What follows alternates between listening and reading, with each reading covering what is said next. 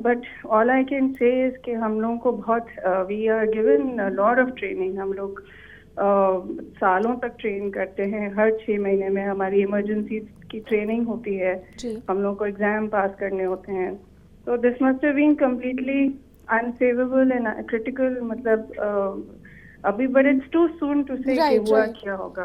लेकिन हना जी, क्या आप ये एक्सप्लेन कर पाएंगे कि किस तरह का प्रेशर रहा होगा कि उड़ान भरते ही मेडे कॉल, क्योंकि मेडे सिग्नल्स जितना मैं समझ पाती हूँ, आप शायद बेहतर समझा पाएंगी, वो तो बहुत इमरजेंसी सिचुएशन में यूजुअली एटीसी को मेडे कॉल्स की जाती हैं।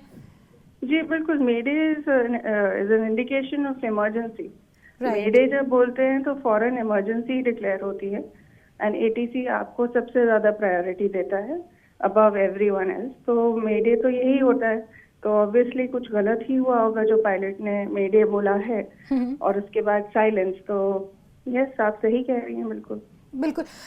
इससे पहले कि एटीसी कुछ रिस्पॉन्स कर पाता, क्योंकि हम टाइमर भी देख रहे हैं, विद इन 7 सेकेंड्स 140 पे मेडे कॉल और विद इन 7 सेकेंड्स ये आग के हवाले हो गया। ऐसे में हना जी, क्योंकि जब एक विमान उड़ान भरता है और इतनी बड़ी इंटरनेशनल फ्लाइट है, बहुत सारी चेकिंग्स होती हैं, क्या क्या टेक्निकलिटीज़ होती हैं जिनका ध्यान रखा जाता है? क्या पॉसिबल, जैसे कि आपने कहा कि बहुत it's too soon to say anything, but checkings तो हर चीज़ की होती हैं, सिग्नल की चेकिंग। बिल्कुल, हर चीज़ की चेकिंग होती है। आपके एयरक्राफ्ट इंजीनियर्स अलग चेक करते हैं, आपके कैप्टन और पायलट, फर्स्ट ऑफिसर्स, और वो लोग अलग चेकिंग करते हैं। एयरक्राफ्ट को aircraft engineer has to sign कि भाई सब ठीक है। एयरक्राफ्ट में जो पायलट है वो भी साइन करते हैं कि भाई सब सही है। तो चेकिंग तो हर चीज़ की होती है। तो ये अब कह नहीं सकते अभी कि क्या हुआ होगा।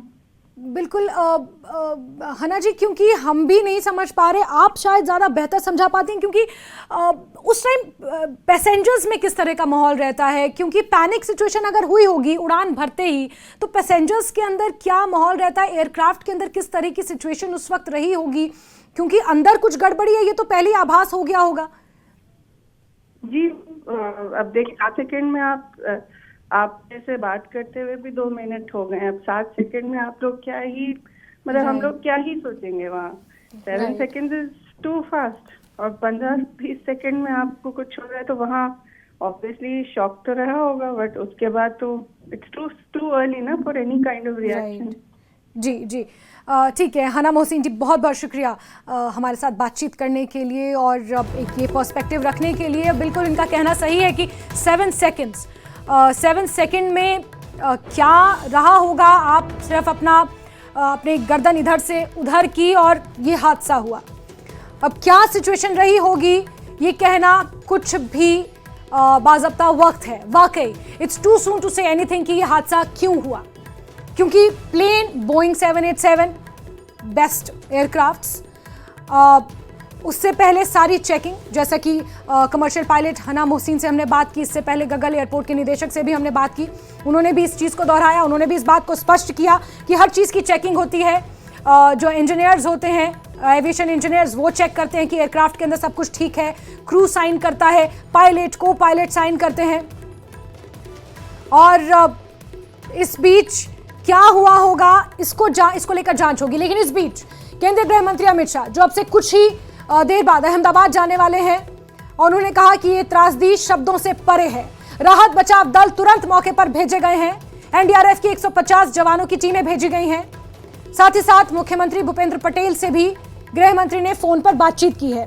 प्रधानमंत्री नरेंद्र मोदी से भी फोन पर बातचीत हुई है। पुलिस कमिश्नर से भी स्थिति की जानकारी लगातार ली जा रही है, क्योंकि अहमदाबाद पुलिस ने भी मोर्चा संभाला हुआ है।